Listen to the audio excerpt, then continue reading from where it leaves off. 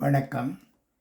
இப்பதிவினை முதற்தடவை பார்ப்பவர்கள் அல்லது ஏற்கனவே பார்க்க தவறியவர்கள் சப்ஸ்கிரைப் பண்ணி பார்க்கும்படி தயவுடன் கேட்டுக்கொள்கிறேன். வாழக் கற்றுக்கொள்ளுங்கள். ஆறுதலே கூற முடியாத சில கஷ்டங்களுக்கு நிச்சயமாக அழுகை ஒரு மருந்தாக இருக்கும். நாளை என்பதே நமக்கு உறுதியில்லை, நாளும் அது புரிவதில்லை. பணக்காரனாய் பல கவலைகளோடு வாழ்றதை விட பைத்தியக்காரனாய் ஏதோ ஒரு நினைவோடு வாழ்ந்துவிட்டு போயிடலாம். 2 வயது ஆவதற்குள் நாம் பேச கற்றுக்கொள்ளுகிறோம். ஆனால் எத்தனை வயது ஆனாலும் எப்படி பேச வேண்டும் என்பதை நாம் கற்றுக்கொள்வதில்லை.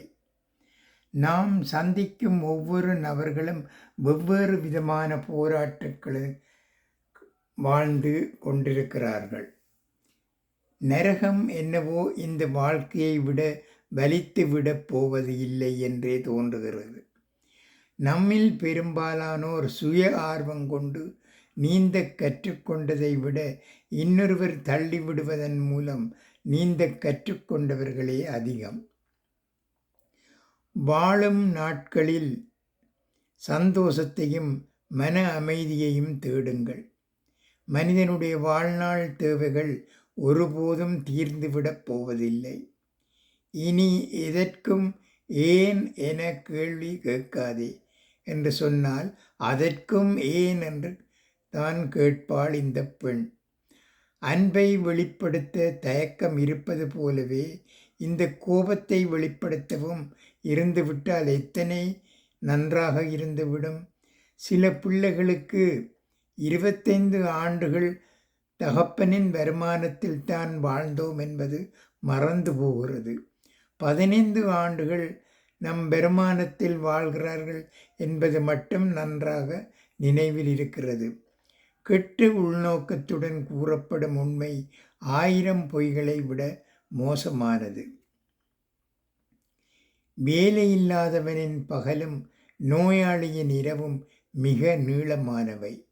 வாழ்க்கை மிகச் சிறியது என்பதால் அன்பை அதிகமாகவும் கோபங்களை கஞ்சத்தனமாகவும் மன்னித்தல்களை விரைவாகவும் வெளிப்படுத்த கற்றுக்கொள்ளுங்கள்.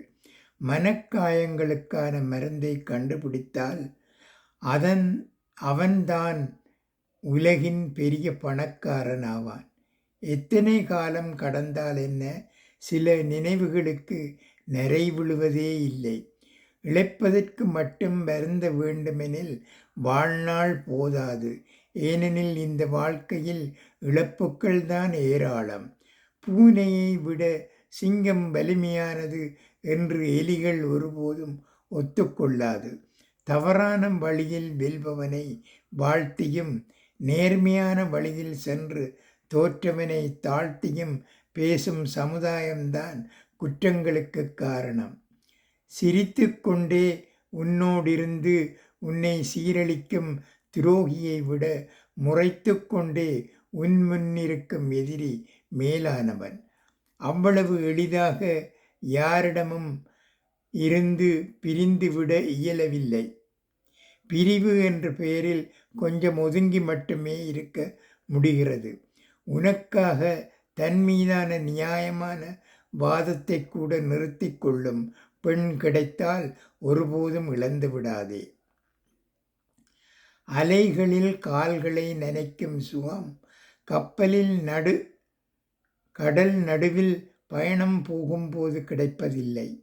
பேரின்பம் வேண்டாம், சிறு சிறு சந்தோஷங்கள் போதும் வாழ்வை அனுபவிக்க.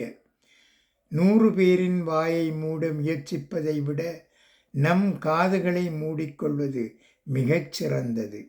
வாழ்க்கையில் கஷ்டங்களும் கவலைகளும் நமக்கு மட்டும்தான் அதிகமாக வருகுதென்று நினைக்கிறவர்கள் அனைவருமே மிகப்பெரிய முட்டாள்கள்.